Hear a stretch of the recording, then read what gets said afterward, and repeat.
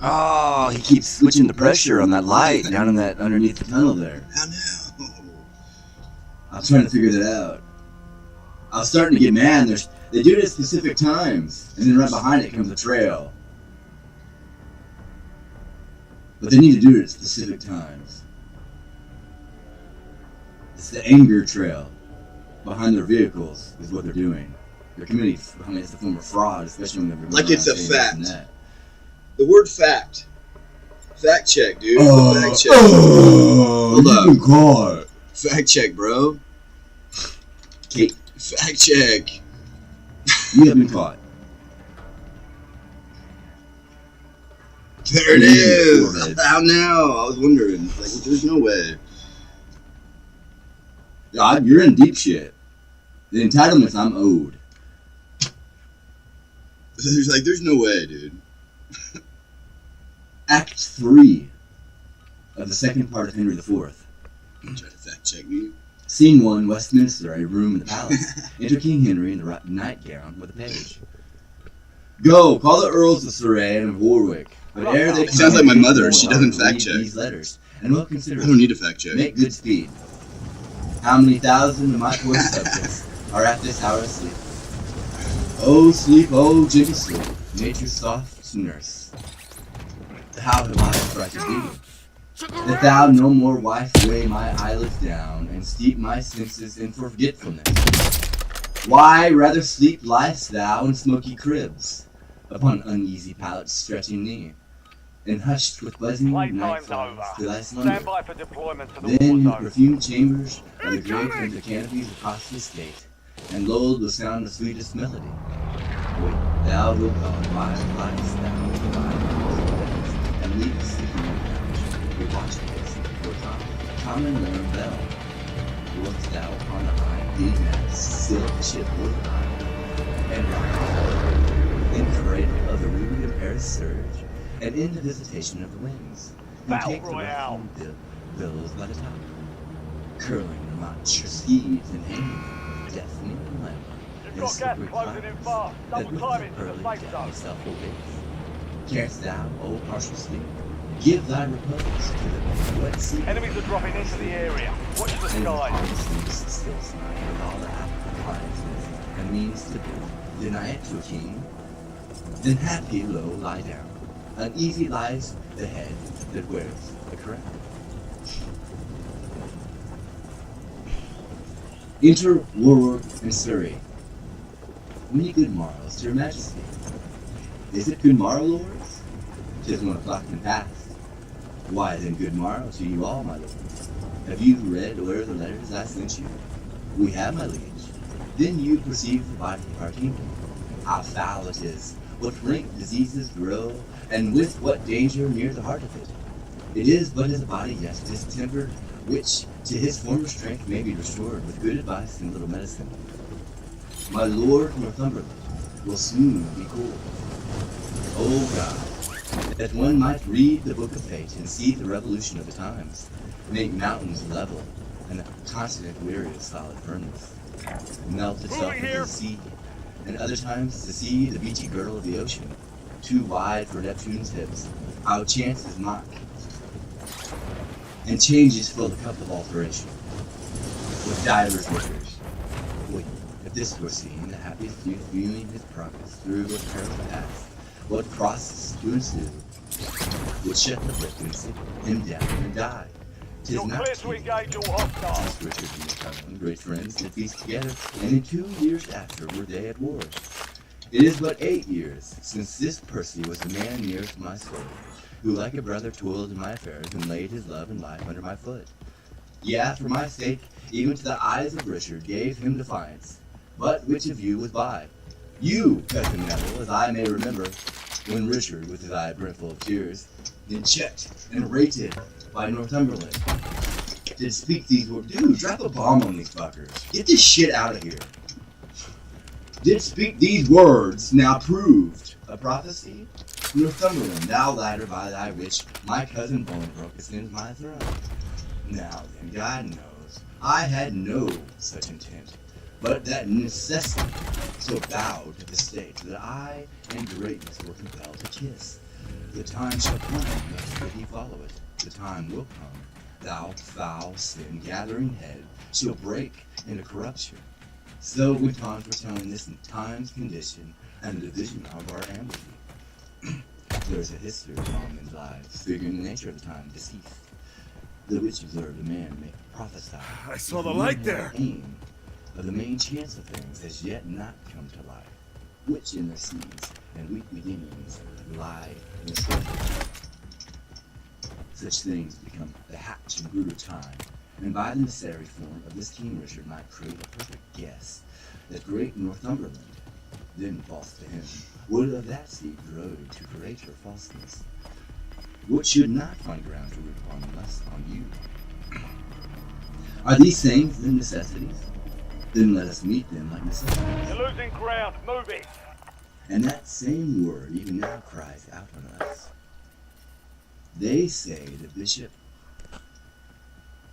and Northumberland are 50,000 strong. It cannot be, my lord.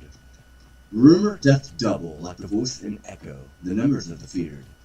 Please, it's your grace to go to bed.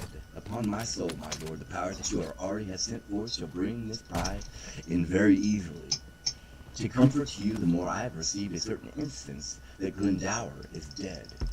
Your majesty hath been this fortnight ill, and these unseasoned hours perforce Enemy UAV must overhead. add unto your sickness. I will take your counsel, and were these inward wars once out of hand, we would, dear lords, unto the Holy Land.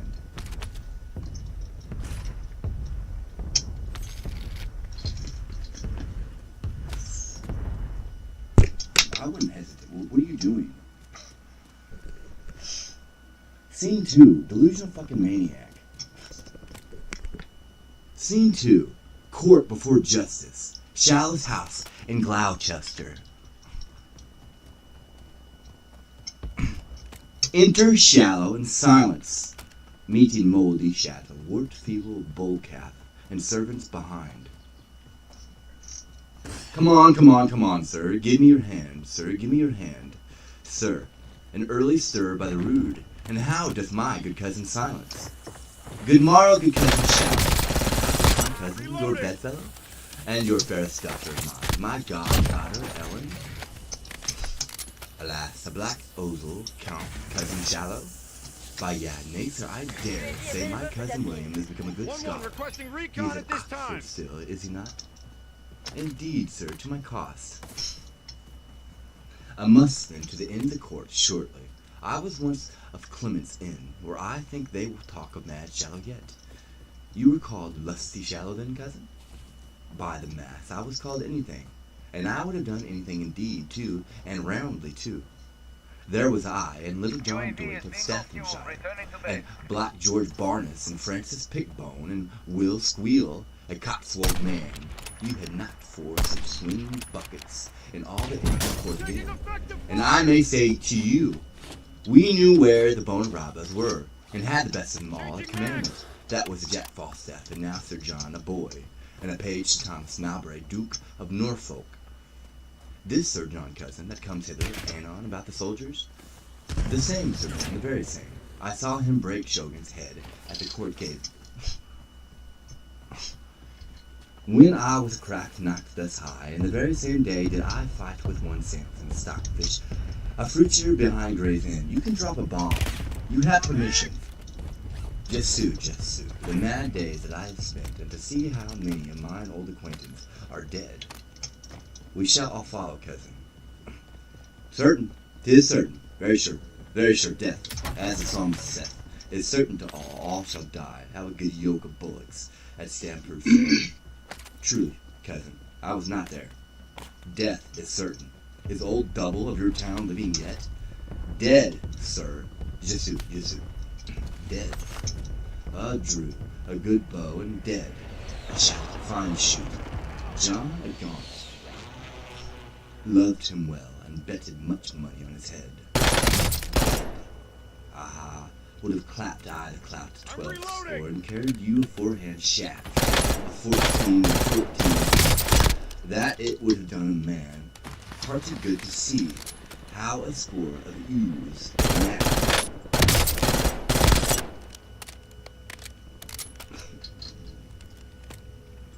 Thereafter, as they be, a score of good ooze may be worth 2 pounds.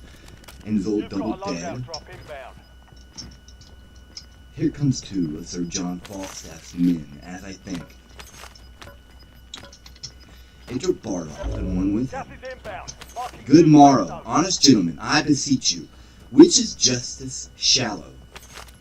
I am Robert Shallow, sir, a poor esquire of this county, and one of the king's justices of the peace. What is your good pleasure with me? My captain, sir, commends him to you. My captain, Sir John Falstaff, a tall gentleman, my heaven, and a most gallant leader. He greets me well, sir. I knew him a good backsword man. How doth the good knight? Enemy When I UAV ask is how my online. lady his wife doth. Sir, pardon. A soldier is better accommodated than with a wife. It is well said, in faith, sir, and it is well said indeed, too. Better accommodated. It is good, yet indeed, it is. Good phrases are surely and never were very commendable. Accommodated, it comes of accommodado. Very good. A good phrase. Pardon me, sir, I have heard the word. Phrase, call you it? By this good day, I know not the phrase, but I will maintain the word with my sword, to be a soldier like word, and a word of exceeding good command. Get off my ass, by heaven. Accommodated, that is, when a man is, as they say, accommodated, or when a man is being whereby I may be thought to be accommodated, which is an excellent thing. Enter Falstaff. It is very just. Gas is closing Look, in. here comes good Sir John. Give me your good hand, give me your worship's good hand. By my troth, you look well and bear your wares very well. Welcome, Sir Good John. I am glad to see you well, good Master Robert Shallow, Master Shirkard, as I think. No, Sir John, it is my cousin Silence, in commission with me. Good Master Silence, it well befits you, should be of the peace. Your good worship is welcome. Fie, this is hot weather, gentlemen. Have you provided me here 6 sufficient men? Marry, have we, sir? Will you sit? Let me see them, I beseech you. Where's the roll? Where's the roll? Where's the roll? Let me see, let me see, let me see. So, yeah, Mary, sir, Ralph, Moldy. Let them appear as I call. Let them do so. Let them do so. Let me see, where is Moldy? Here, at please you. What think you, Sir John? A good limbed fellow, young, strong, and of good friends. Is thy name Moldy? Yeah, and please you.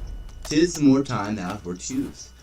Ha ha ha, most excellent, I say. Things that are Moldy lack use. Very singularly good. LVVR inbound. In faith, well said, Sir John, very well said. Prick him. I was pricked well enough before, and you could have let me alone. My old dame will be undone now for one to her husbandry and her drudgery. You need not to have pricked me. There are other men fitter to go out, and then I. Go to, peace, Moldy, you shall go. Moldy, it is time you were spent. Spent? Peace, little peace, stand aside. Know you where you are. For the other, Sir John, let me see, son Shadow. Yeah, Mary, let me have him to sit under. He's like to be a cold soldier. Where's Shadow? Here, sir. Shadow, whose son art thou? My mother's son, sir. My mother's son, like enough in thy father's shadow. So the son of the female is the shadow of the male. It is often so, indeed, but not of the father's substance. Do you like him, Sir John? Shadow-like, sir, the son. Here comes we have a number of shadows to fill up the muster book. Thomas Wart? Where is he? Here, sir. Is thy name Wart? Yes, sir. Thou art very ragged, Wart. Shall I prick him, Sir John? It were superfluous, for his apparel is built upon his back, and the whole frame stands upon pins. Prick him no more. Ha ha ha, you can do it, sir. You can do it. I commend you well. Francis Feeble. Here, sir. What trade art thou, Feeble? A woman's tailor, sir. Shall I prick him, sir? You may, but if he had been a man's tailor, he'd have pricked you. Wilt thou make as many holes in an enemy battle as thou hast done in a woman's petticoat? Ah, I will do, my good will, sir. You can have no more. Well said, good woman's tailor. Well said, courageous feeble. Thou wilt be as valiant as wrathful dove, or most magnanimous mouse. Prick the woman's tailor. Well, the master shallow, deep master shallow. I would work might have done, sir. I would thou wert a man's tailor, that thou mightest send him and make him fit to go. I cannot but him to a private soldier that is the leader of so many thousands. Let that suffice, most forceful feeble. It shall suffice, sir. I am bound to thee, Reverend. Who's next? Peter Bullcalf, o'er the green. Yeah, Mary, let's see Bullcalf. Here, sir. For God, a likely fellow, come prick me Bullcalf till he roar again. O Lord, good my Lord Captain, what dost thou roar before thou art pricked? Oi, good Lord, sir, I am diseased man. What disease hast thou? A horse and cold, sir, a cough, sir, what I caught with ringing in the king's affairs upon his coronation day, sir. Come thou shalt go to the wars in a gown. We will have away thy cold, and I will take such order that thy friends shall ring for thee. Is here all? Here is two. Who is two more called than your number? You must have but four here, sir, and so I pray you go in with me to dinner. I'm entitled. I will go drink with you, but I cannot tarry dinner. I am glad to see, by my troth, Master Shallow. Oi, Sir John, do you remember, since we lay all night in the windmill in St. George's Fields? No more of that. Good Master Shallow. No more of that. Ah, it was a merry night, and is Jane Nightwork alive? She lives, Master Shallow. She never could away with me. Never, never. She would always say she could not abide Master Shallow. By the mass, I could anger her to the heart. She was in a Bonaroba. Doth she hold her own well? Old Master Shallow. Nay, she must be old. She cannot choose but be old. Certain she's old, and had Robin Nightwork by old Nightwork before I came to Clement's Inn. That's 55 years ago. Ha, cousin Silence, that thou hast seen, that this night and I have seen. Ha, Sir John, said I well? We have heard the chimes at midnight, Master Shallow. That we have, that we have, that we have, in faith, Sir John, we have. Our watchword has him, boys. Come, let's to dinner, come, let's to dinner. Jesus, the days that we have seen. Come, come, Watchworth. Come, good Master Corporate Bardolph, stand my friend, and here's 4 Harry to 10 shillings in French crowns for you. In very truth, sir, I had as lief be hanged, sir, as go, and yet, for mine own part, sir, I do not care, but rather because I am unwilling, and for my own part have a desire to stay with my friends, else, sir, I did not care for my own part so much. Go to, stand aside. And good Master Corporal Captain, for my old dame's sake, stand my friend, she has nobody to do anything about her, when I am gone, and she is old and cannot help herself, you shall have 40, sir. Go to, stand aside. By my troth, I care not, a man can die but once. We owe God's a death, I'll ne'er bear a base mind, and be my destiny. So an't be not so, no man's too good to serve a prince, and let it go which may it will. He that dies this year is quite for the next. Well said, thou'rt a good fellow. Faith, I'll bear no base mind. Ranger Falstaff and the justices. Come, sir, which men shall I have? 4, of which you please. Sir, a word with you. I have 3 pounds of free moly and Bullcalf. Go to. Well, come, Sir John. Which 4 will you have? Do you choose for me? Marry then, Moldy, Bullcalf, Feeble, and Shadow. Moldy and Bullcalf for you. Moldy, stay at home till you are past service, and for your Bullcalf girl till you come unto me. I will none.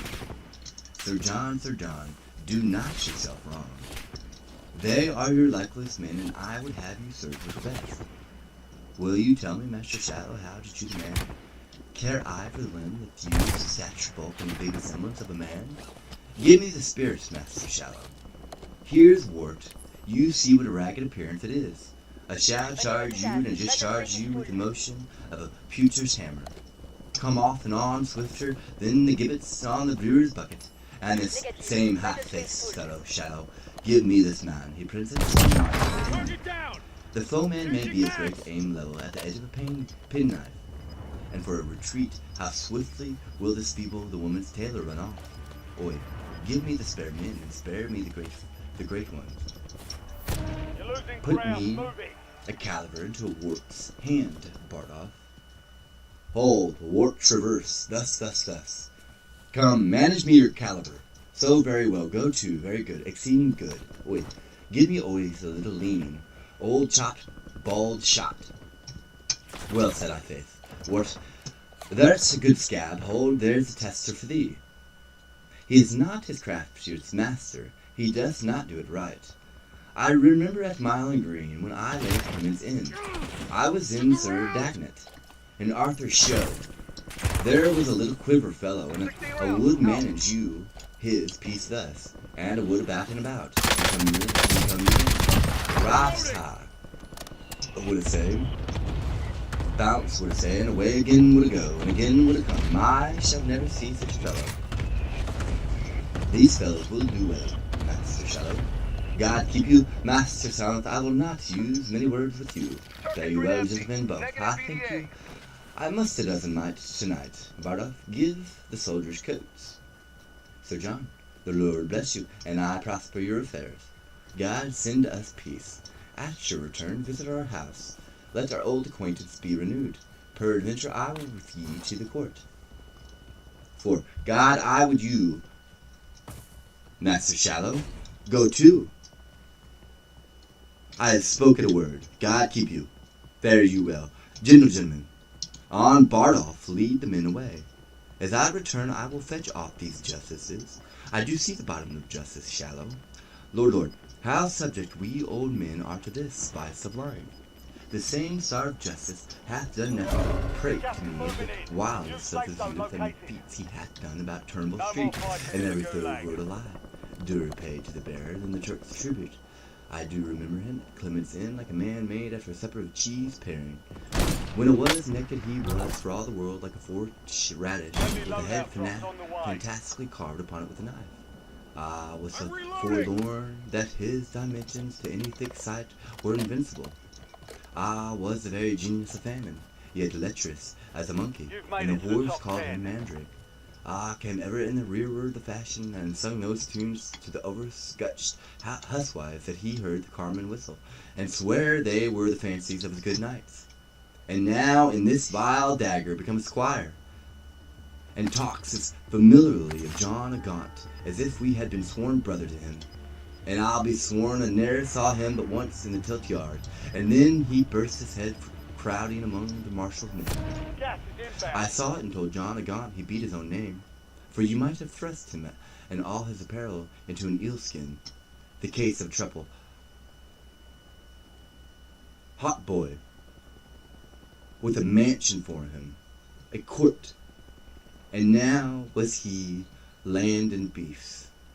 Well, I will be acquainted with him, if I return, and it shall go hard, and I will make him a philosopher's 2 stones to me. If the young dace be bait for the old pike, I see no reason in the law of nature, but I may snap at him. Let time shape there an end.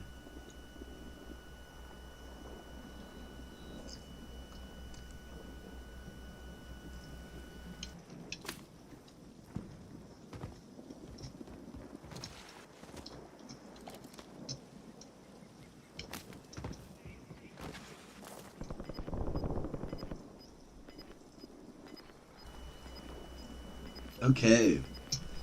Act 4. Second part of Henry IV. Closing in. Get to the new safe zone. I'm enjoying the Kings.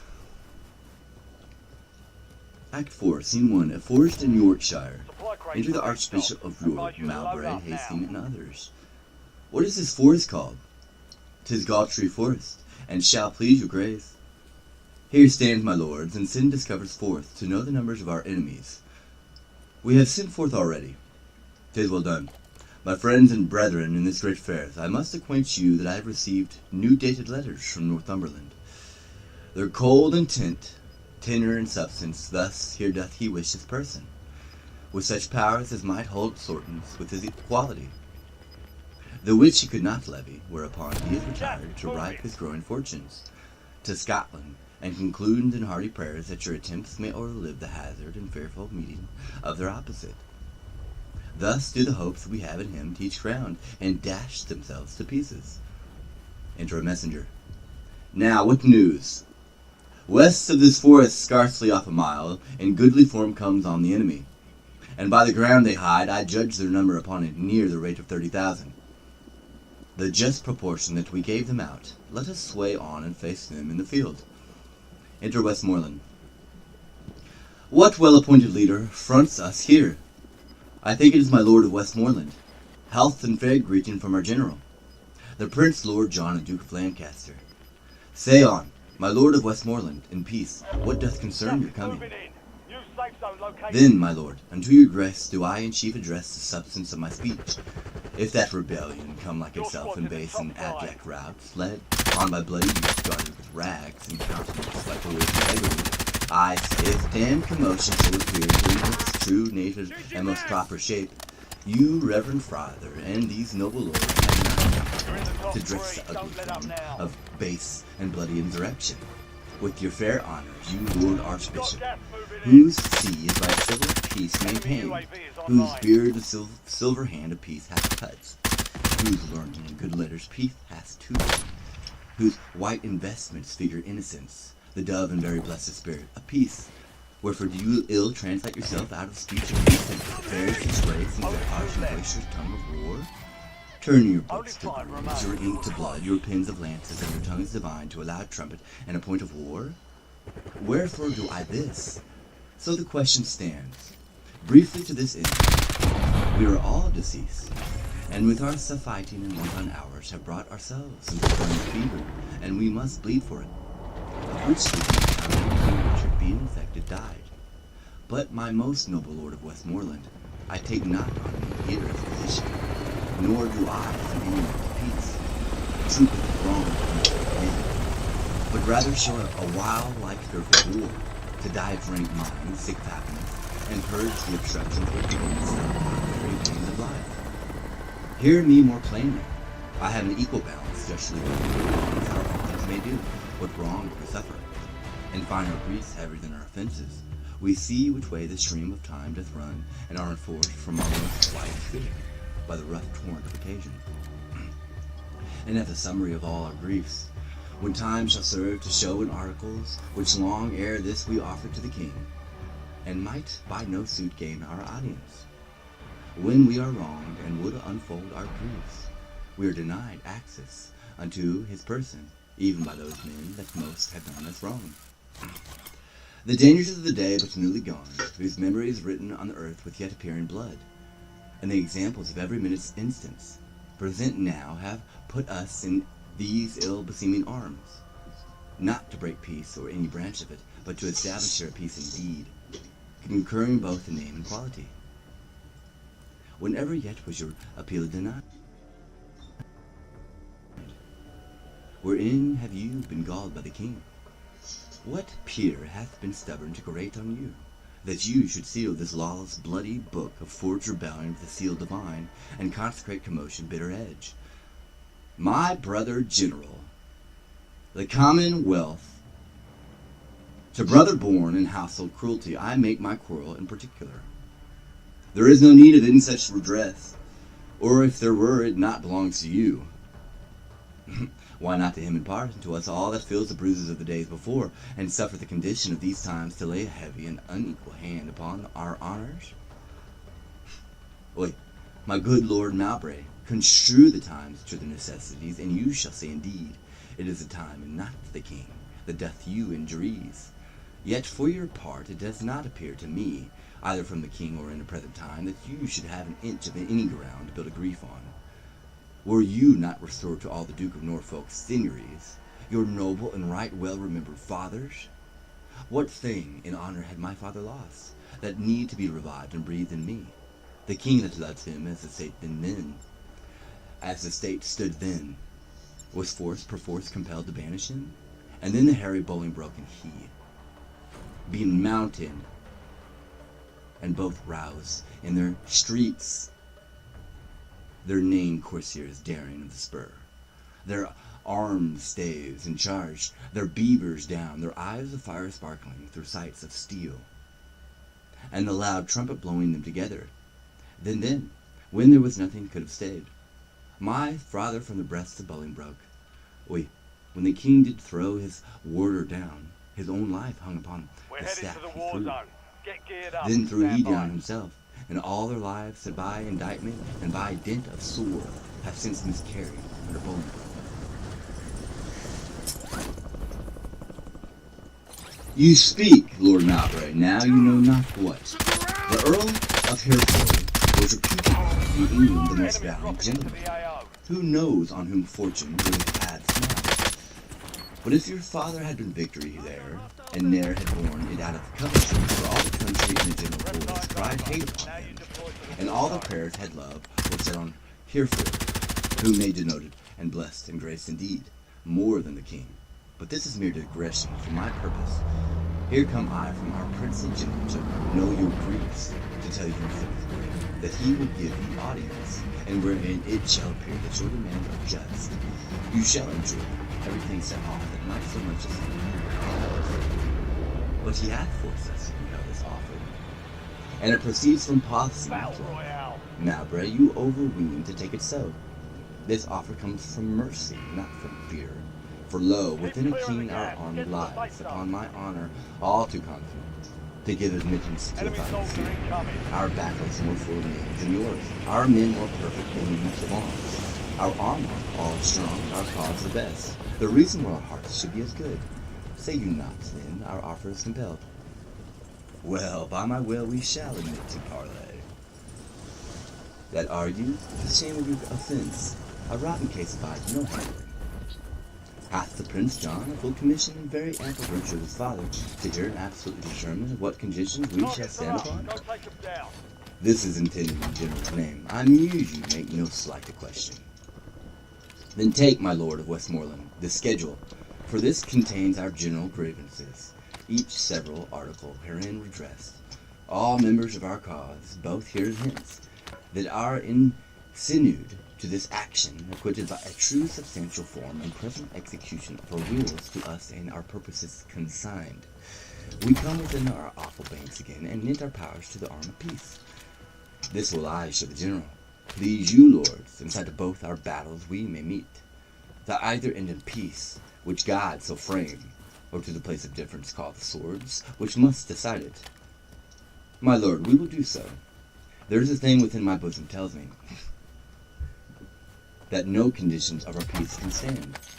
Fear you not that if we can make our peace upon such large terms and so absolute as our conditions shall consist upon, our peace shall stand affirm as rock and mountains.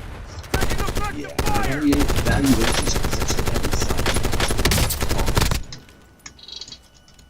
Reloading. Yeah, every idle, nice, and wanton reason shall be the keen taste of this action.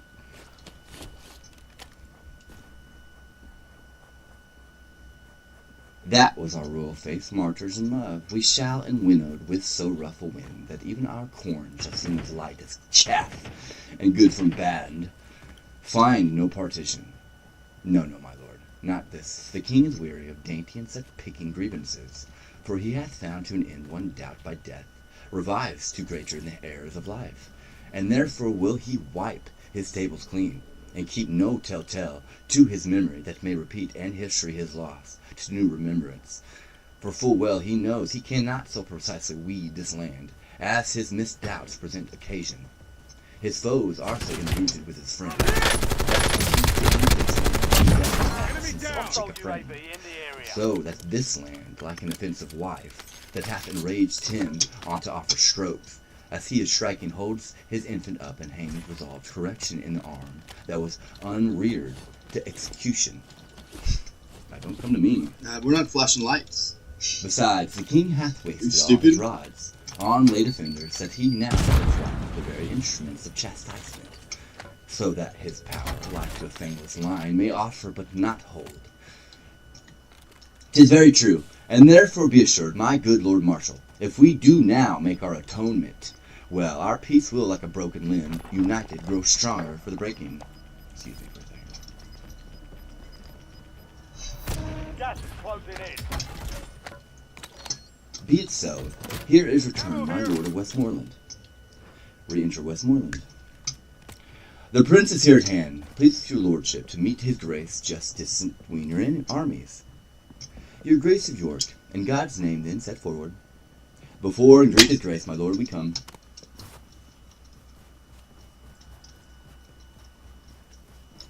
Taking effective fire!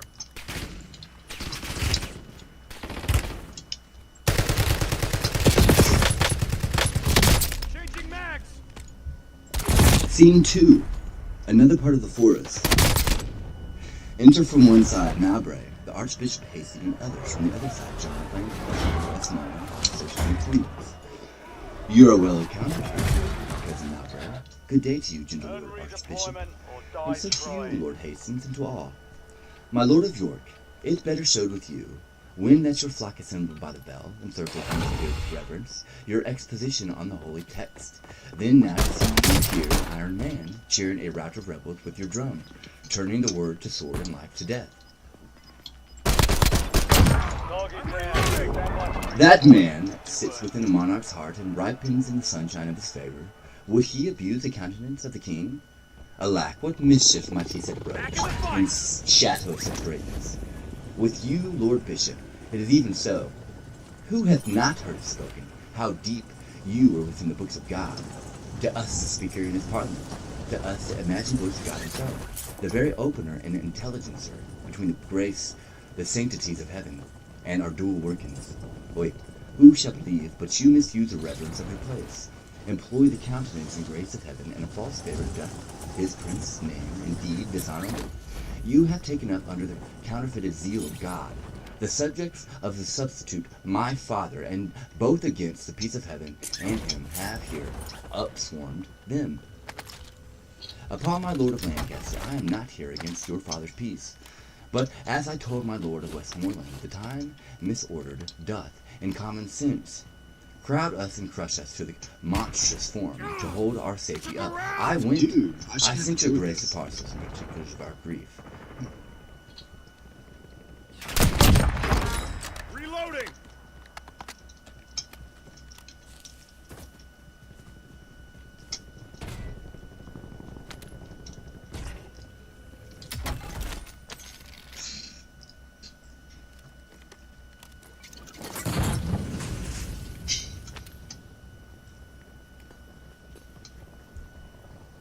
Good, my lord of Lancaster, I'm not here against your father's peace, but as I told my lord of Westmoreland, the time misordered doth in common sense crowd us and crush us to the monstrous form to hold our safety up. I sent your grace the parcels and particulars of grief, the which hath been with scorn shoved from the court, whereon this Hydra, son of war, is born, whose dangerous eyes may well be charmed asleep with grant of our most just and right desires, and true obedience. Of this madness cured, stoop tamely to the foot of majesty. If not, we ready are to try our fortunes to the last man. And though we here fall down, we have supplies to if then we fail, there shall second them. And so success of mischief shall be born, and error from error shall hold the quarrel up, while England shall have generation. You are too shallow, seems much too shallow, to sound the bottom of the afterglow. Please with you. Forth you do like their articles. I like them all loud and well, and swear here by the honor of my blood, my father's purposes have been mistook, and some about him have too lavishly rested his meaning and authority. My lord, these griefs shall be with speed redressed. Upon my soul they shall. If this may please you, discharge your powers into their several counties, as we will ours. And here between the armies let's drink together friendly and embrace. That's all their eyes may bear, those tokens home of our restored love and amity. I take your princely word for these redresses.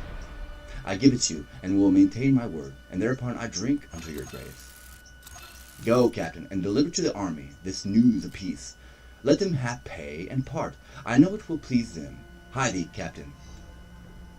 To you, my noble lord of Westmoreland, I pledge your grace, and if you knew what pains I have bestowed to breed this present peace, you would drink freely.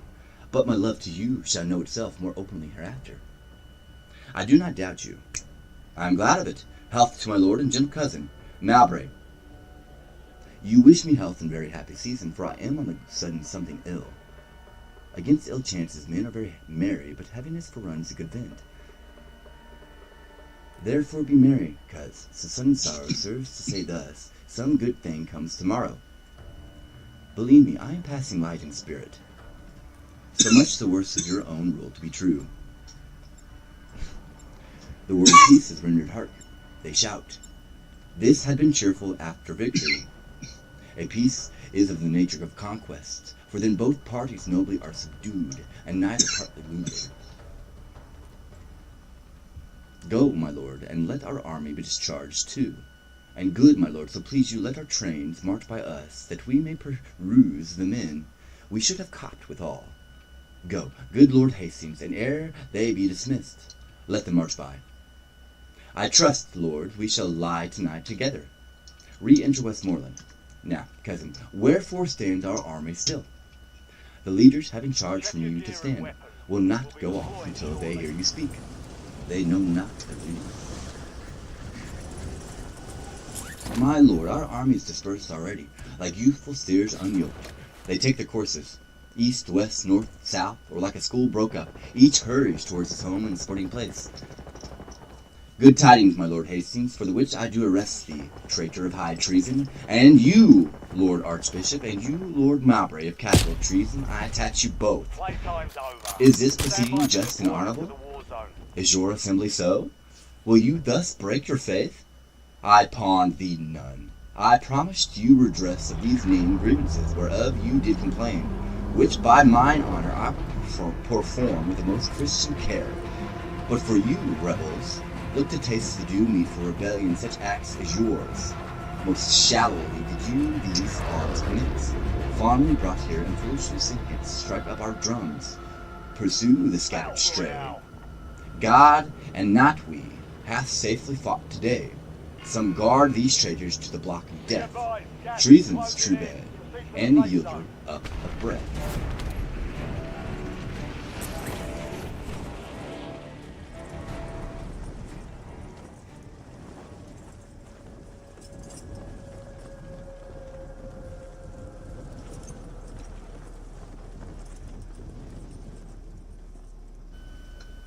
I pray you.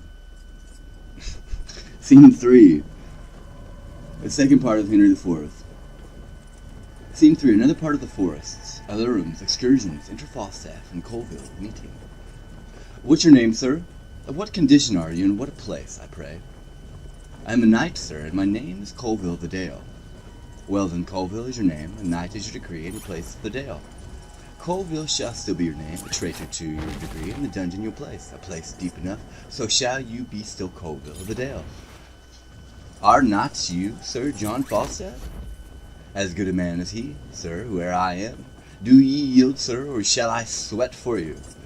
If I do sweat, they are the drops of thy lovers, and they weep for thy death. Therefore rouse up fear and trembling, and do observance to my mercy. I think you are Sir John Falstaff, and in that thought yield me. I have a whole school of tongues in this belly of mine, and not a tongue in them all speaks any word of my name, and I had but a belly of any indifferency. I was simply the most active fellow in Europe. My womb undoes me. Here comes our general. Enter John or Lancaster, Westmoreland, Blunt, and others. The heat is past. Follow no further now. Call on the powers, good cousin Westmoreland. Now, Falstaff, where have you been all this while? When everything is ended, then you come. These tardy tricks of yours will on my life one time or other break some gallows back. I would be sorry, my lord, but it should be thus. I never knew yet but a rebuke and cheek was a reward of valor. Do you think me a swallow, an arrow, or a bullet? Have I, in my poor and old motion, expedition of thought? I have speeded hither with the very extremest extremist into possibility.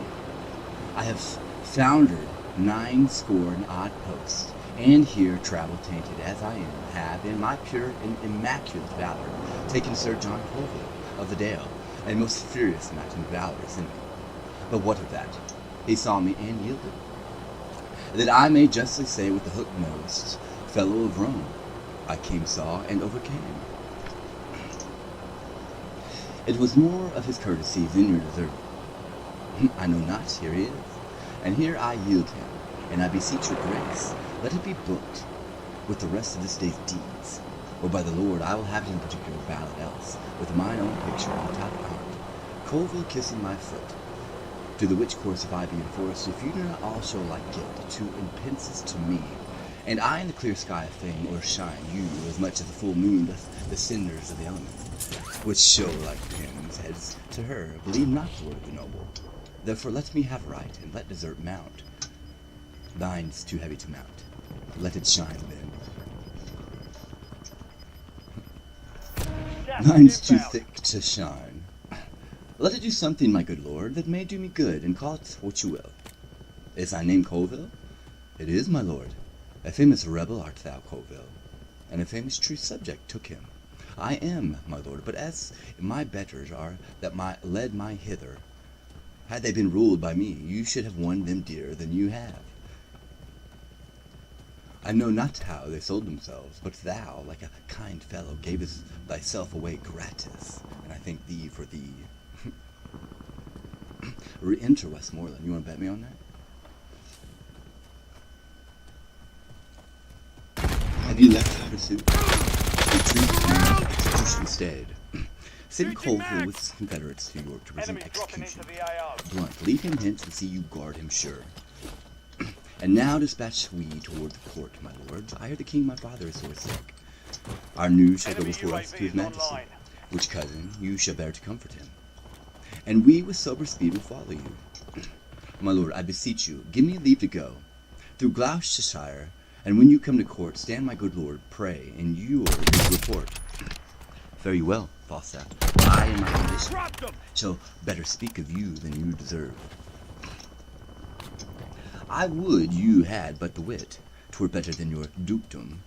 Good faith, 'twas same young sober-blooded boy doth not love me, nor a man cannot make him laugh, but that's no marvel, he drinks no wine. There's never none of these demure boys come to any proof, for thin drink doth so overcool their blood, and make it many fish meals, that they fall into a kind of male green sickness. And then, when they marry, they get wrenches. They are generally fools and cowards, which some of us should be too, but for inflammation. A good sheriff's sack hath a twofold operation in it. It ascends me into the brain, drives me there all the foolish and dull and crudy vapors which environ it, makes it apprehensive, quick, furtive, full of nimble, fiery, and delectable shapes, which delivered o'er to the voice, the tongue, which is the birth, becomes excellent wit.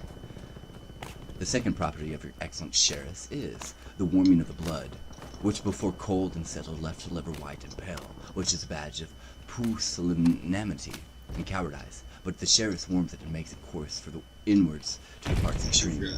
It illumineth the face, which as a beacon gives warning to all the rest of this little kingdom, man to arm, and then the vital commoners and the inland petty spirits muster me all their captain, the heart, who, great and puffed up with this retinue, doth any deed of courage, and this valor comes of sheriffs. So that skill in the weapon is nothing without sack, for that sets it a work, and learning, a mere hoard of gold kept by devil till sack commences it and sets it in an act and use. Hereof comes it that Prince Harry is valiant, for the cold blood he did naturally inherit of his father he hath, like lean, sterile, and bare land, manured, husbanded, and tilled, with excellent endeavor of drinking good and good store of furrow shares, that he has become very hot. If I had 1,000 sons, the first human principle I would teach them should be to forswear then potations and to addict themselves to sack.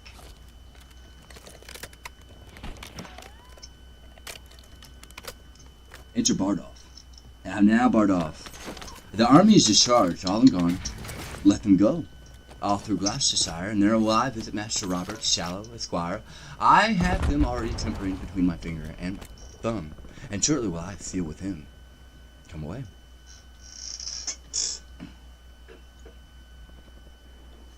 Scene 4. Westminster, the Jerusalem Chamber. Enter King Henry, Clarence, Gloucester, Warwick, and others. Now, lords, if God doth give successful end to this debate that bleedeth at our doors, we will our youth lead on to the higher fields, and draw no swords, but what our sanctified our navy is address. Our power collected, our substitutes in absence well invested, and everything lies level to our wish. Only we want a little personal strength, and pause us, till these rebels now afoot come underneath the yoke of government. Both which we doubt not, but your majesty shall soon enjoy. Humphrey, my son of Gloucester, where is the prince your brother? I think he's gone to hunt, my lord, at Windsor. And how accompanied? I do not know, my lord. Is not his brother Thomas of Clarence with him? No, my good lord, he is in presence here. What would my lord and father? Nothing but well to thee, Thomas of Clarence. How, Clarence, thou art not with the prince thy brother?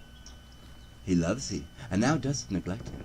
Thomas, thou hast a better place in his affection than all thy brothers. Cherish it, my boy, and noble offices thou mayest effect of mediation, after I am dead, between his greatness and thy other brethren. Therefore omit him not, blunt not his love, nor lose the good advantage of his grace by seeming cold or careless of the will. For he is gracious. If he be observed, he hath a tear for pity and a hand open in the day of melting charity. Yet notwithstanding being incensed, he's flint, as humorous as winter, and as sudden as flaws congealed in the spring of day. His temper therefore must be well observed. Chide him for faults, and do it reverently. When you perceive his blood inclined to myrrh, but being moody, give him line and scope, till that his passions, like a whale on ground, confound himself with working. Learn this, Thomas, and now shall prove a shelter for thy friend, a hoop of gold to bind thy brothers in. I bet you couldn't even see him. I bet you couldn't even see him. With venom of suggestion. As force of force, the age will pour it in, shall never leak, though it do work as strong as a conatum or rash gunpowder. I shall observe him with all care and love. Why art not at Windsor with him, Thomas? He is not here today, he dines to London. And how accompanied, canst thou tell what? Can tell that?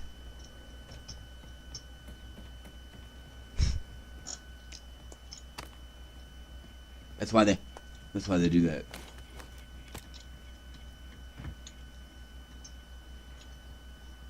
So, he is not there today, he dines in London? And how accompanied, canst thou tell what? He is not there today, he dines in London. How accompanied, canst thou tell that? HT. How accompanied, canst thou tell that? How now? Which Poins and other his continual followers. Most subject is the fattest soil to weeds, and he, the noble image of my youth, is overspread with them. Therefore my grief stretches itself beyond the hour of death. The blood weeps from my heart when I do shape in forms imaginary the unguided days and rotten times that you shall look upon when I am sleeping with my ancestors. For when his headstrong right hath no curb, when rage and hot blood are his counselors, when means and lavish manners meet together, with what wings shall his affections fly towards fronting peril and oppose decay? My gracious lord, you look beyond him quiet. The prince but studies his companions, like a strange tongue wherein to gain their language. 'Tis needful that the most immodest word be looked upon and learned, which once attained, your highness knows come to no further use, but to be known and hated. So like gross terms, the principle in the perfectness of time casts off his followers, and their memory shall as a pattern of the measure live. But which his grace must meet the lives of others, turning past evils to advantages. 'Tis seldom when the bee doth leave her comb in the dead carrion. Enter Westmoreland. Who's here, Westmoreland? Health to my sovereign, and new happiness, added to that I am to deliver. Prince John, your son, doth kiss your grace's hand. Mowbray, the bishop's group, Hastings and all are brought to the correction of your law. There is not now a rebel's word unleashed. But peace puts forth her olive everywhere, the manner how this action hath been born. Here at more leisure may your highness read with very course in his particular. Oi, Westmoreland, thou art a summer bird, whichever in this haunch of winter sings the litany of day. Enter Harcourt. Look, here's more news. From enemies heaven keep your majesty, and when they stand against you, may they fall as those that I have come to tell you of. The Earl Northumberland and the Lord Bardolph, with a great power of English and Scots, and by the Sheriff of Yorkshire overthrown, the manner and true order of fire this packet pleaseth you contains at large.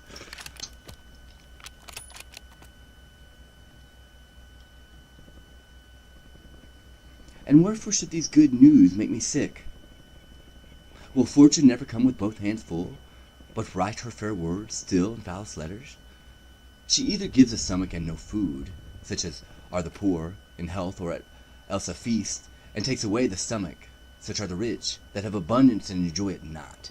I should rejoice now at this happy news, and now my sight fails, and my brain is giddy. Oi me, come near me, now I am much ill. Comfort your majesty. Oi, my royal father, my sovereign lord, cheer up yourself. Look up. Be patient, princes, you do know these fits are with his highness very ordinary. Stand with him, give him air, he'll straight be well. No, he cannot long hold out these pangs. The incessant care and labor of his mind hath wrought him mure, and should confine it in so thin that life looks slow and will break out. The people fear me, for they do observe unfathered airs and lowly births of nature. The seasons change their manners as a year had found some months to sleep and leap them over. The river hath thrice flowed, no ebb between, and the old folk times doting chronicles say it did so a little time before, that our great-grandsire, Edward, sicked and died. Speak lower, princes, for the king recovers. This apoplexy will certain be his end. I pray you take me up and bear me hence into some other chamber. Softly pray.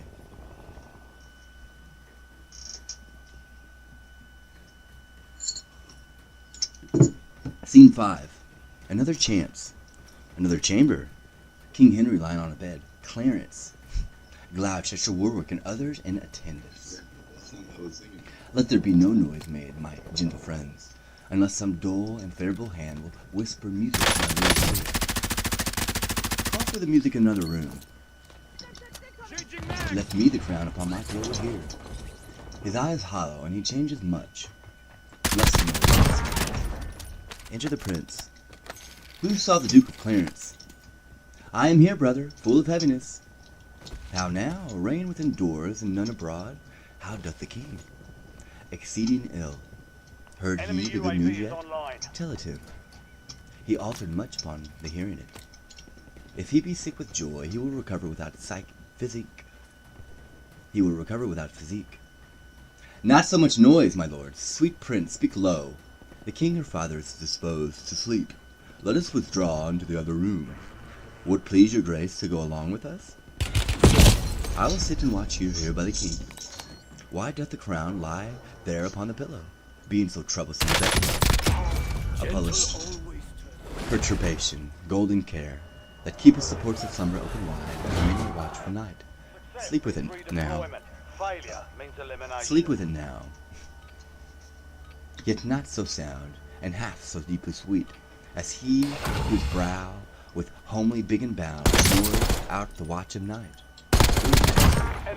When thou dost pinch thy bear, thou dost sit like rich armor worn in heat of day, that scalds with safety. By his gates of breath there lies the downy feather which stirs not. Did he suspire that light and weightless dawn perforce must move? My gracious lord, my father, this sleep is sound indeed. This is the sleep that from this golden wriggle hath divorced so many English kings. Thy due for me is tears and heavy sorrows of the blood, which nature, love, and filial tenderness shall, O dear father, pay thee plenteously. My due for me is this imperial crown, which, as immediate from my place and blood, derives itself to me. Lo, here it sits. which heaven shall guard, and put the world's whole strength into one giant arm, it shall not force this lineal honor for me. This from thee will I go to mine, leave, as 'tis left to me. Warwick! Gloucester! Clarence! Get that off. Now. Re-enter Warwick, Gloucester, Clarence, and the rest. Doth the king call? What would your majesty? How fares your grace? Why did you leave me here alone, my lords? We left the prince, my brother here, my liege, who undertook to sit and watch by you. The Prince of Wales. Where is he? Let me see him. He is not here. The door is open. He is gone this way. He came not through the chamber where he stayed. Where is the crown? Who took it from my pillow? When we withdrew, my liege, we left it here. The prince hath tenant hints. Go seek him out. Is he so hasty that he doth suppose my sleep my death? Find him, my lord. Warwick, chide him hither. This part of this conjoined with my disease, and helps to end me. Such things you are. How quickly nature falls into revolt when gold becomes her object. For this the foolish, over-careful fathers have broke their sleep with thoughts, burying with care their bones with industry. For this they have engrossed and piled up the cankered heaps of strange achieved gold. For this they have been thoughtful to invest their sons with arts and martial exercises. When like the bee combed from every flower the virtuous sweets, our thighs packed with wax, our mouths with honey, we bring it to the hive, and like the bees are murdered for our pains. This bitter taste yield his engrossments to the Indian father. Re-enter Warwick. Now, where is he that will not stay so long till his friend's sickness hath determined me? My lord, I found the prince in the next room, wishing with kindly tears his gentle cheeks. The vaccines, with such a deep demeanor and great sorrow with tyranny, which never quiffed, but blood would be beholding him have washed his knife. Golden Slager, with gentle eye drops, he is coming hither.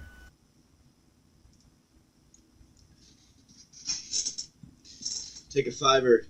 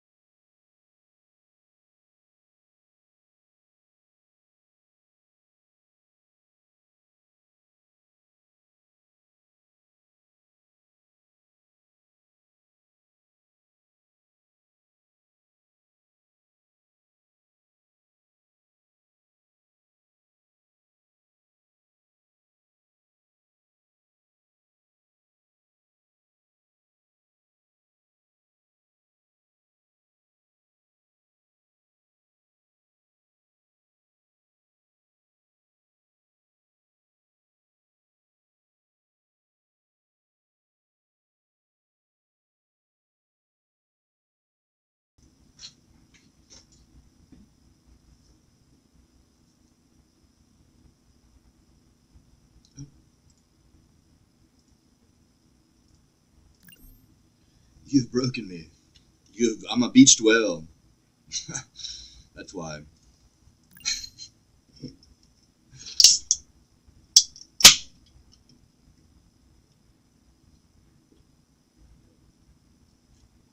No. Or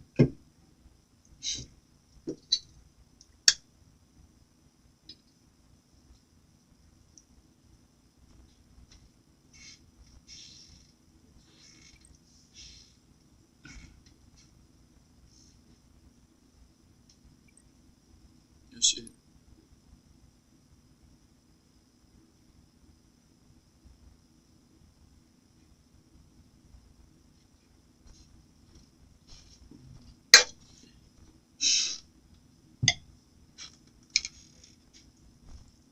No, you didn't think about that one, did you?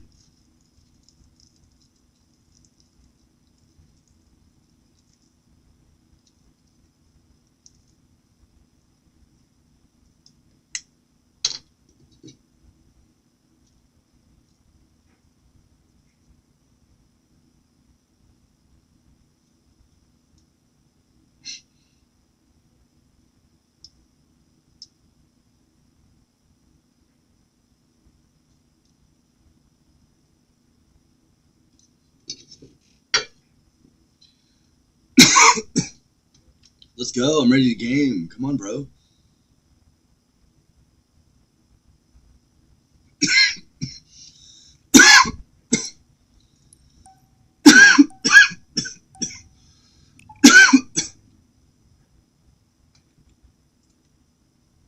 Goldschlager, but wherefore did he take away the crown? Re-enter the prince. Lo, where he comes, come hither to me. Harry, depart my chamber, leave us here alone. I never thought to hear you speak again. Thy wish was father, Harry, to that thought. I stay too long by thee, I weary thee. Dost thou so hunger for my empty chair, that thou wilt need invest thee with my honours, before thy hour be ripe? O foolish youth! Thou seekest the greatness that will overwhelm thee. Stay but a little, for my cloud of dignity is held from falling with so weak a wind that it will quickly drop. My day is dim. Thou hast sown that which after some few hours were thine without offence, and at my death thou hast sealed up my expectation. Thy life did manifest thou lovest me not, and thou wilt have me die assured of it. Thou hidst 1,000 daggers in thy thoughts, which thou hast whetted on thy stony heart, to stab at half an hour of my life. What canst thou not forbear me half an hour? Then get thee gone, and dig my grave myself, and bid the bury. Then get thee gone, and dig my grave thyself, and bid the merry bells ring to thy ear, that thou art crowned, not that I am dead. Let all the ears that should bedew my hearse be drops of balm to sanctify thy head. Only compound me with forgotten dust. Give that which give thee life into the worms. Pluck down my officers, break my decrees, for now time has come to mock at form. Harry the Fifth is crowned. Up, vanity. Down, royal estate. All you sage counsellors hence.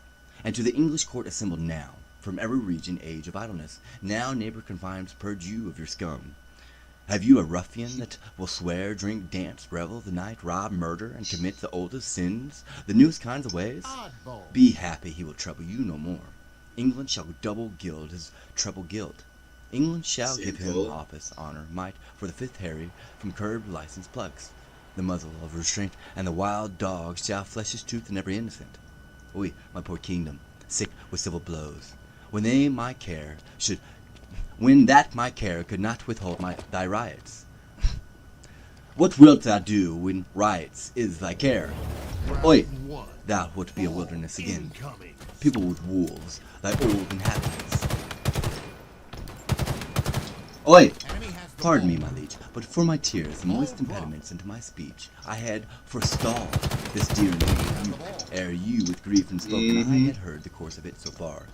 There is your crown, and he that wears the crown immortality long guard it yours. If I affect it more than as your honor and assured now, let me no more from this obedience rise. You can stop. True in the spirit. You can stop now. Teacher. Stop now. Prostrate in exterior bending, God witness with me, when I here came in, and found no course of breath within your majesty. How could it struck my heart, if I do feign, or let me in my present wildness, die, and never live to show the incredulous world the noble change that I have purpose, coming to look on you, thinking you dead, and dead almost, my liege, to think you were. I spake unto the crown as having sins, and thus unbraided it. The care on thee depending hath fed upon the body of my father. Therefore thou best of gold art worst of gold. Otherless, fine and carrot is most precious, preserving life and medicine potable. But thou most fine, most honored, most renowned, hast each thy bearer up. Thus, my most royal liege, choosing it, I put it on my head, to try with as with an enemy, that had before my face murdered my father, the quarrel of a true inheritor. But if it did infect my blood with joy, or swell my thoughts to any strain of pride, if any rebel or vain spirit of mine did with its affection give entertainment to the mind of it, let God forever take it from my head, and make me as a poor vassal as that doth with all that tear kneel to it. O my son, God put it in thy mind to ways, that thou mightst win the more thy father's love, pleading so wisely and excusing. Come hither, Harry, sit thou by my bed, and here I take no less counsel as ever I shall breathe. God knows, my son, by what bypass and indirect crooked ways I met this crown, and I myself know well how troublesome it sat upon my head. To thee it shall descend with better quiet, better opinion, better confirmation, for all the soul of the achievement goes with me into the earth. It seemed to me but as an honored snatched with boisterous hand, and I had many living to upbraid. My gain of it by their assistances, which daily grew to quarrel and to bloodshed, wound supposed peace. All these bold fears thou ceased with peril I have answered, for all my reign hath been but as a scene acting that argument. And now my death changes the mode, for what in me was purchased falls upon me in a more fair sort. So thou the garment wearest successfully, yet though thou standest more sure than I could do, thou art not firm enough, since Greece green, and all my friends which thou must make thy friends have but their stings and teeth newly ta'en out, by whose fell working I was first advanced, and by whose power I well like law fear to be again displaced, which to avoid I cut them off, and had a purpose now, to lead out many to the Holy Land, lest rest and lying still might make them look too near unto my state. Therefore my hair, be it thy course to visit thee miles, to form quarrels that act against one may waste the memory of the former days. More would I, if I were on the way to sin, the strength of speech heavily denied me. How I came by the crown, O God, forgive, and grant it may with thee in true peace live. My gracious liege, you know the word gave it me. Then plain and right must my possession be, which I with more than with a common pain, gainst all the world will rightfully maintain. My gracious liege, enter John of Lancaster.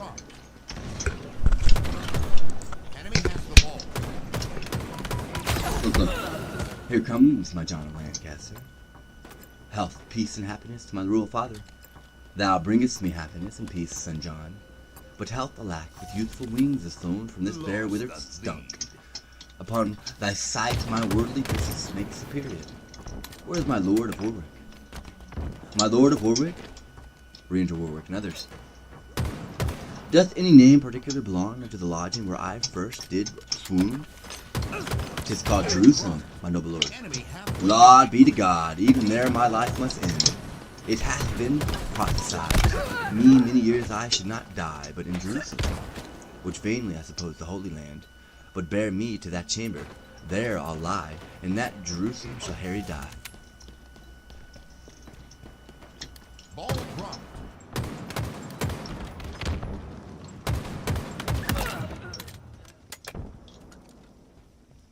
Enemy has the ball.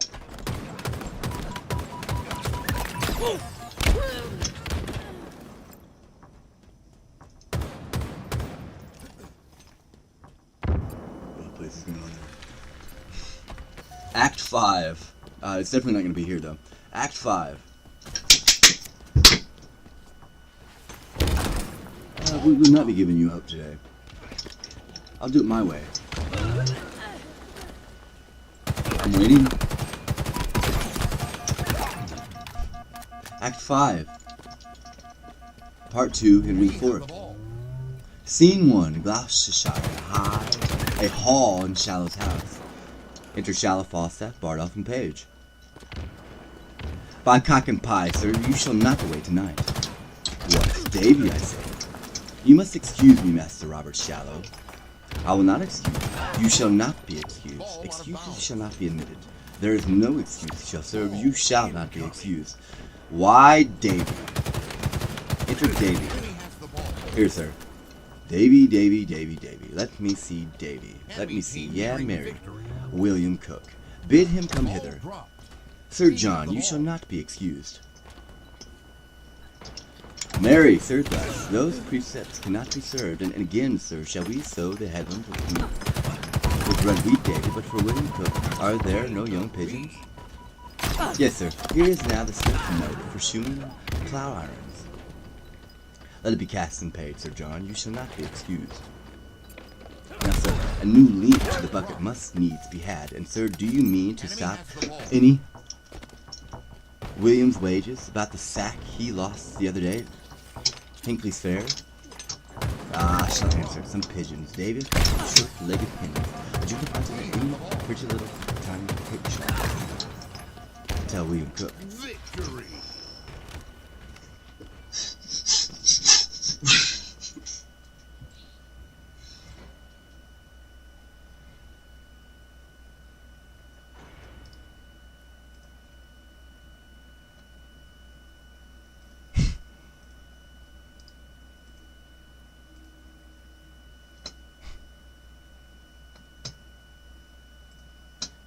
Thank you.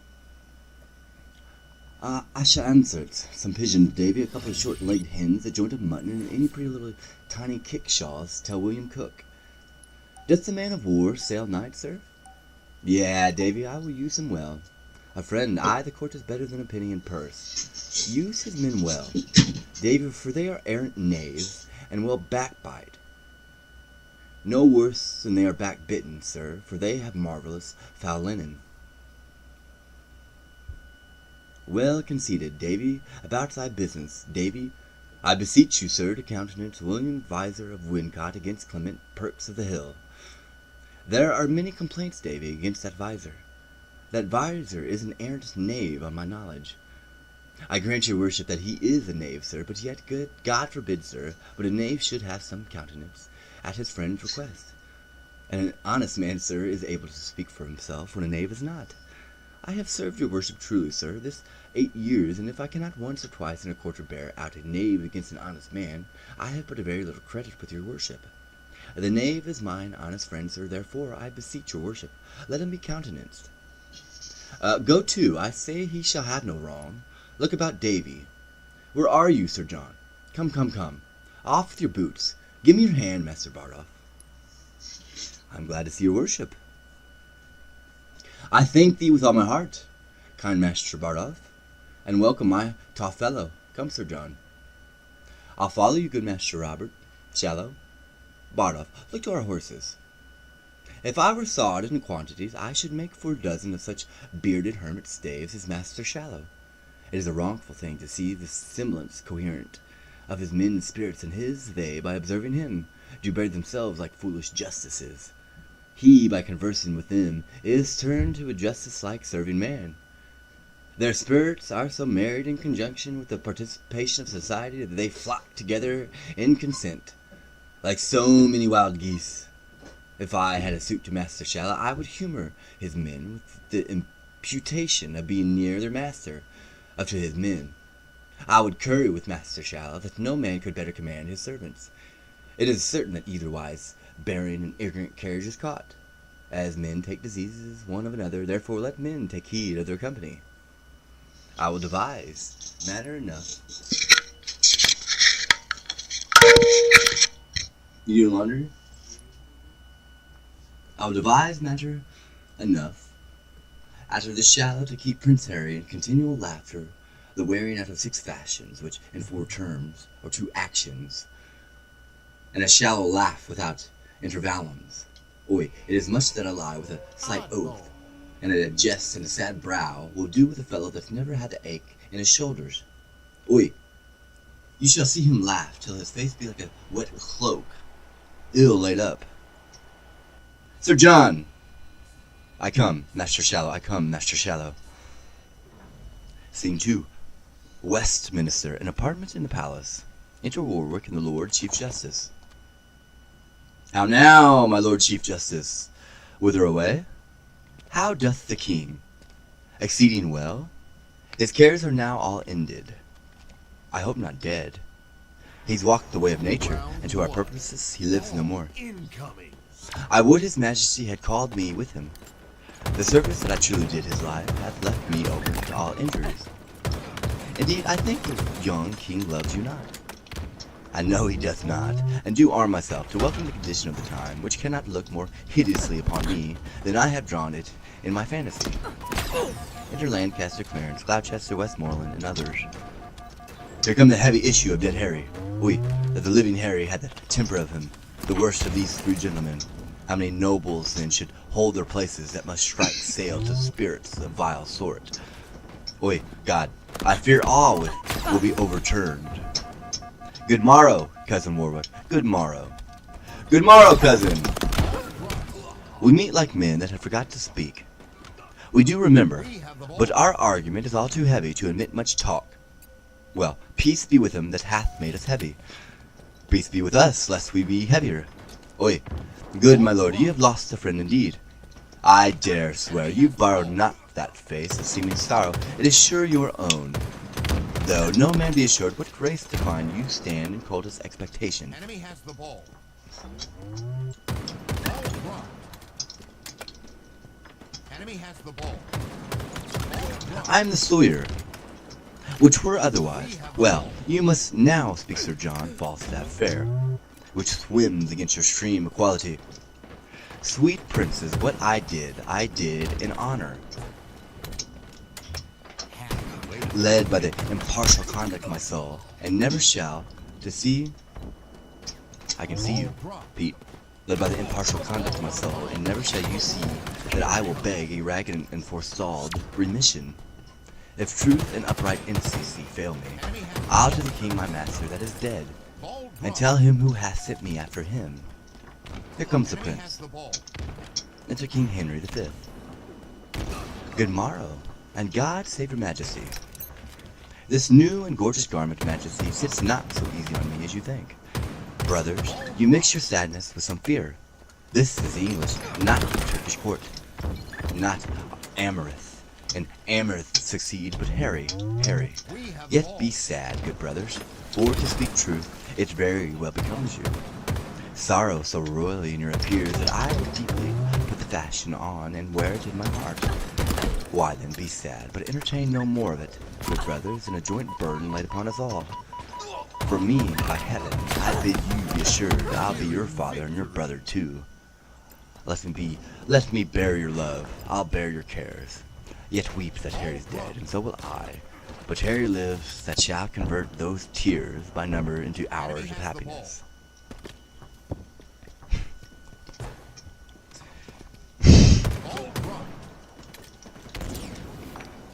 Talking about the money.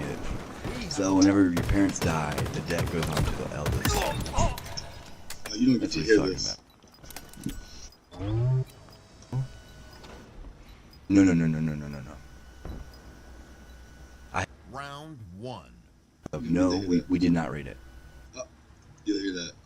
Yes. Majesty and power of law and justice, the image of the king whom I presented and struck me in the very seat of judgment, whereon as an offender of your father, I have bold waged my authority. I did commit you, if the deed were ill, be you contented wearing now the garland to have a son set your decree that not, to pluck down justice from your awful bench, to trip the course of law and blunt the sword that guards the peace of safety of your person. Nay, more to spurn at your most royal image and mock your workings in a second body. Question your royal thoughts, make the case yours. Be now the father and purpose the son. Hear your own dignity so much profaned. See your most dreadful laws so loosely slighted. Behold yourself so by a son disdained, and then imagine me taking your part. And in your power soft silencing your son. After this cold considerance, sentence me, and as you're a king, speak in your state, what I have done that misbecame my place, my person or my liege's sovereignty. You are right, justice, and you weigh this well. Therefore, still bear the balance and the sword, and I do wish your honors may increase, till you do live to see a son of mine offend you and obey you, as I did. So shall I live, to speak my father's words. Happy am I, that have a man so bold that dares the justice of my proper son, and not less happy, having such a son to deliver up his greatness so into the hand of justice. You did commit me, for which I do commit into your hand the unstained sword that you have used to bear, with this remembrance that you use the same, with the like bold, just, and impartial spirit, as you have done against me. There is my hand. You shall be as a father to my youth. My voice shall sound as you do prompt my ear, and I will stoop and humble my intents to your well-practiced, wise directions and princes all. Believe me, I beseech you. My father has gone wild into his grave, for in his tomb lie my affections, and with his spirit sadly I survive, to mock the expectation of the world, to frustrate prophecies, and to raise out rotten opinion, who hath writ me down after my seeming. The tide of blood in me hath proudly flown, we bend the flood. Now doth it turn and ebb back to the sea, where it shall mingle with the state of floods, and flow henceforth in former majesty. Now call we our high court of parliament, and let us choose such limbs of noble counsel that the great body of our state may go in equal rank with the best governed nation. That war or peace, or both at once, may be as things acquainted and familiar to us, in which you, father, shall have foremost hand our coronation done. We will cite, as I before remember, all our state, and God consigning to my good intents, no prince nor peer shall have just cause to say, God shorten Harry's day. Still didn't get him. Yeah, that's it. Mm-hmm.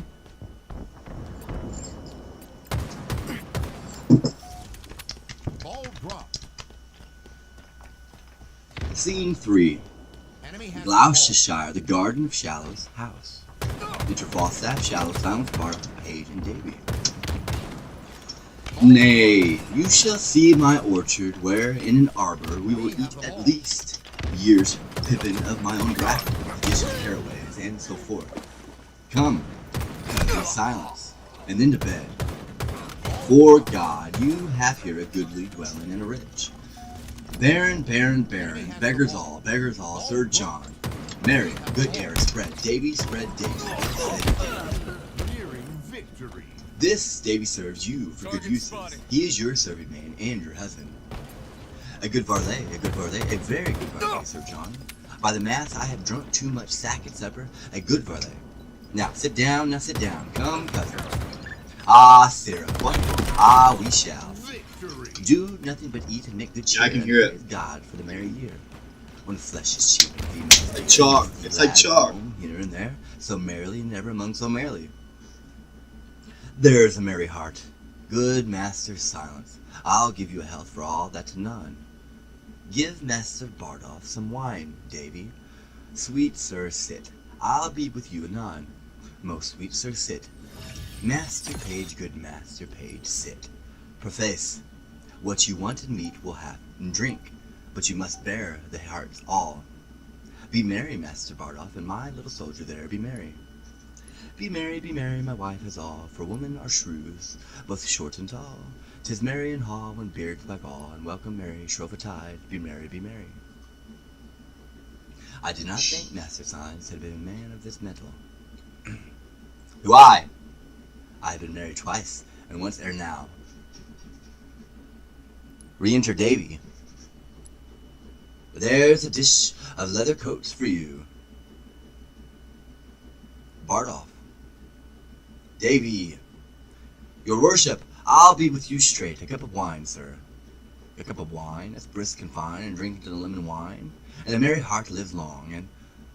Well said, Master Silence. And we shall be merry. Now comes in the sweet of the night.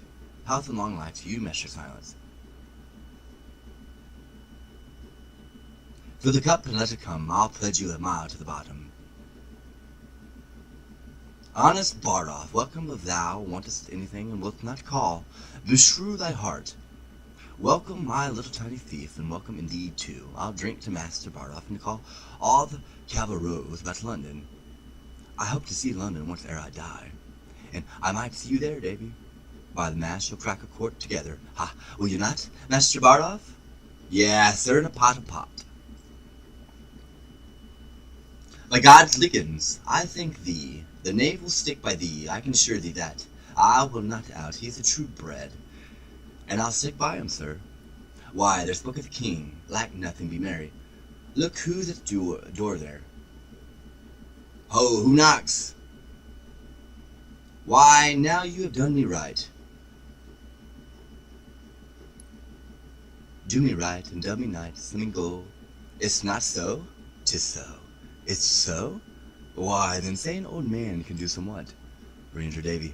And please your worship, there's one pistol come from the court who news from the court let him come in. How now, pistol? Sir John, God save you, sir. What wind blew you hither, pistol? What wind blew you hither, pistol?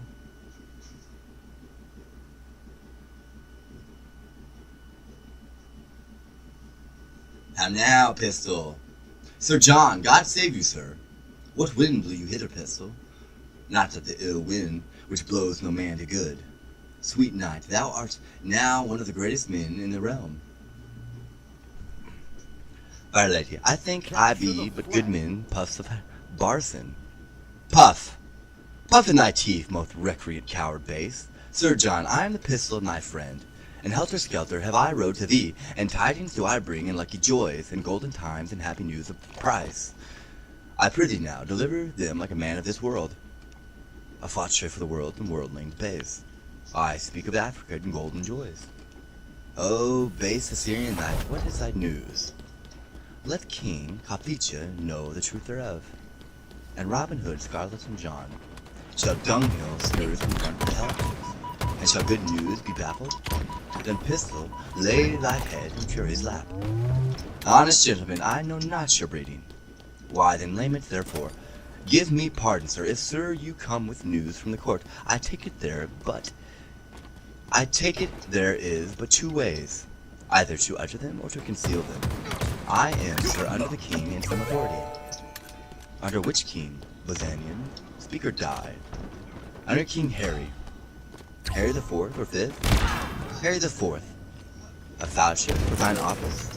Sir John, thy tender hand. Well, they grabbed it. Harry the Fifth, the man, I speak the truth. When his pistol lies to this and fig me, like the Bragling standard. What is the old king dead? As man at the door, the things I speak are just. Away, Bardolph. Saddle my horse, Master Robert Shallow. Choose what offices thou wilt in the land. 'Tis thine. Orders? Pistol, I will double charge thee with dignities. Oh, joyful day! I would not take a knighthood for my fortune.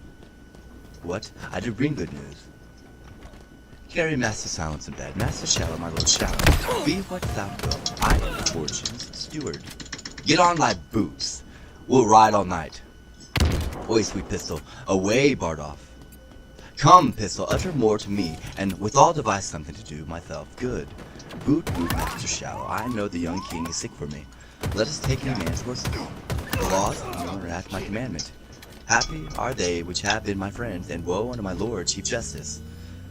Let vultures vile seize on his lungs also. Where is the life that late I've led? He's Say hitting they, hard. Why, here it is. He's Welcome hitting to hard. pleasant days. You're off my elbow.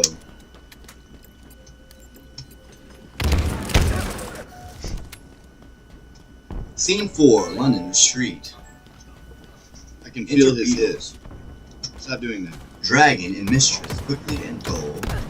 to your sheep. No, thou errant knave. I would to God I might die, that I might have thee hanged. Thou hast drawn my shoulder out of joint.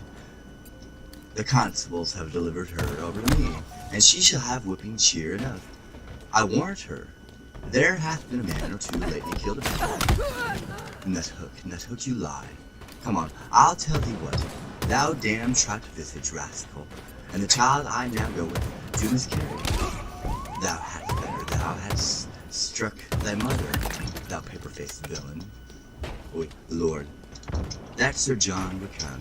It would make it a bloody day to somebody. But I pray God for the woman miscarry.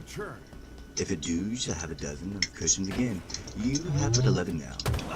Come, I charge you both, go with me.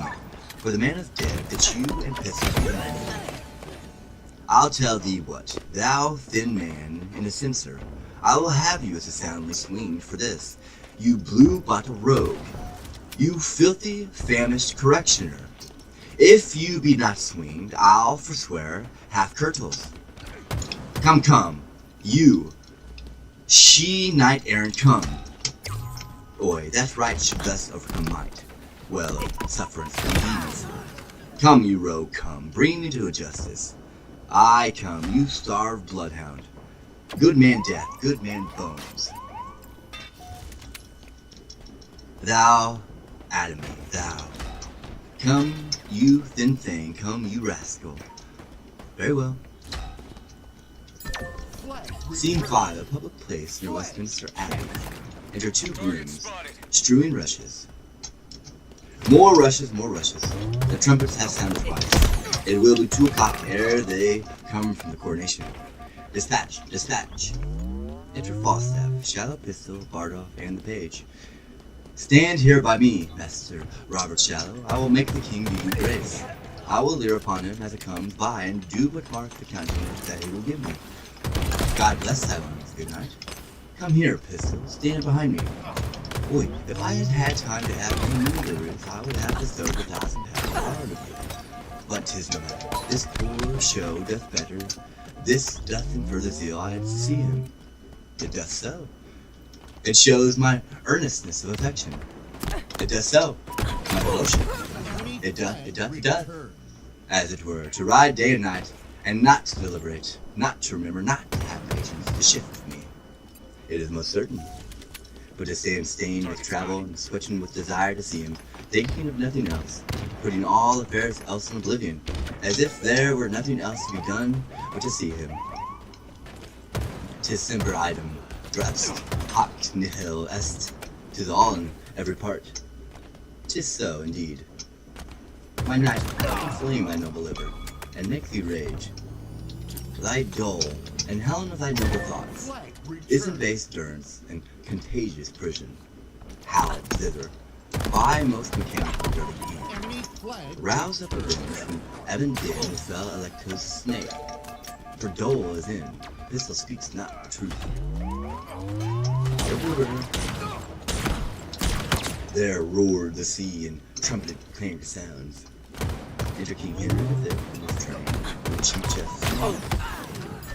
God save thy grace, King. How, my royal how? The heavens ye guard and keep, most royal imp of fame. God save thee, my sweet boy. My lord chief justice, speak to that vain man. Have you your wits? Know you what 'tis to speak? My king, my Joe, I speak to thee, my heart. I know thee not, old man, fall to the prayers. How ill white-haired, fool and jester. I have long dreamed of such a kind of man, so fight swelled, so old and so profane, but being awake, I do despise my dream. Make less thy body hint and more thy grace, leaving gormandizing. Know the grave doth gate for thee, thrice wider for other men. Reply not to me with a foolish jest. I can feel it right here. I was, for God doth know, so shall the world perceive, that I have turned away my former self. So will I those that kept my company. When now dost hear I am as I have been. Approach me, and thou shalt be as thou wast. The tutor and the feeder of my rights. Till then I banish thee on pain or death. as I have done the rest of my misleaders, not to come near our person by 10 miles. For competence of life, I will allow it, but lack of means enforce you not to evil. And as we hear you do reform yourself, we will, according to your strength and qualities, give you advancement. Be it your charge, my lord, to see you perform the tenor of Lord set on. Dude, you're not getting out of it, Wagner.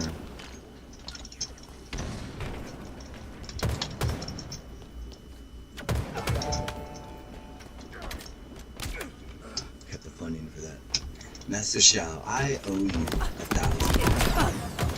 I marry Sir John, which I beseech you to let me have home with me. That can hardly be, Master Shallow. Do not you grieve at this? I shall be sent for in private to him. Look you, ye must seem thus to the world.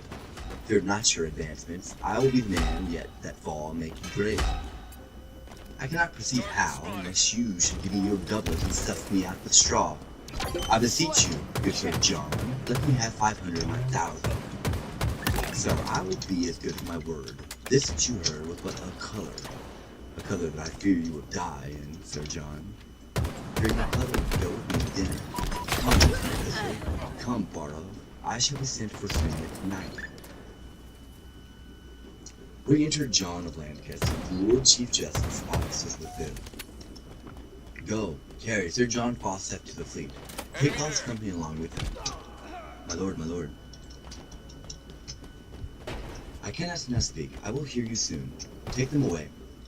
Si fortuna me tormenta, spero contenta. I like this fair proceeding, my king. He hath intent his wanted followers. Shall all be very well provided for, but all are banished till conversations appear more wise and modest to the world. And so they are. The king hath called his parliament, my lord. He hath. I will lay odds that ere this year expire, we bear our civil swords, and need to fire as far as France. I heard a bird sing whose music, to my thinking, pleased the king. Come, wilt thou hence? We'll stop there. So what he's doing right now, Enemy flag returned. you have Army, you have a military base that's raping people. No, you're using a robot. There's a reason you're doing that. You know, like a rape kit? Oh, this is the end of it. You're grabbing my hair with the light bulb, and then you're going down my back and raping me with it. What he's doing is pumping my ass like a jellyfish. Flag returned. There's a reason you're doing it, military base. You're gonna go after the gays is what you're gonna do. Now what you're doing, right now, there's a bot involved in this. Otherwise, you wouldn't be doing that.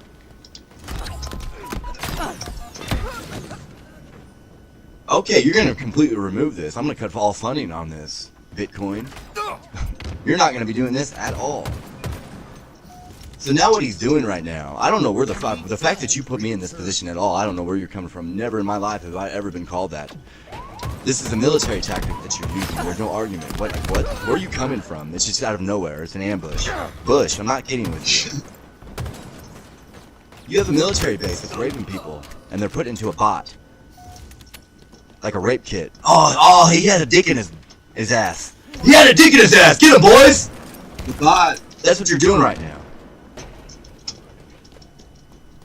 I'm killing every goddamn one of you, just so we're clear here. Little mustache bitch. There, yeah, that's definitely who it is.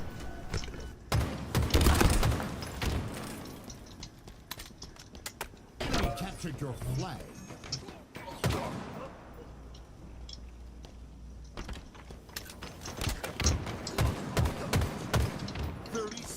Remaining.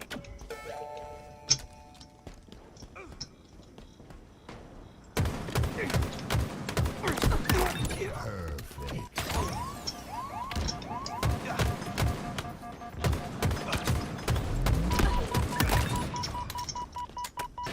10 seconds.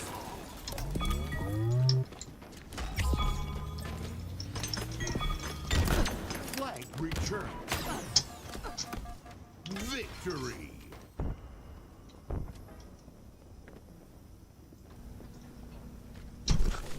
Yeah, you are.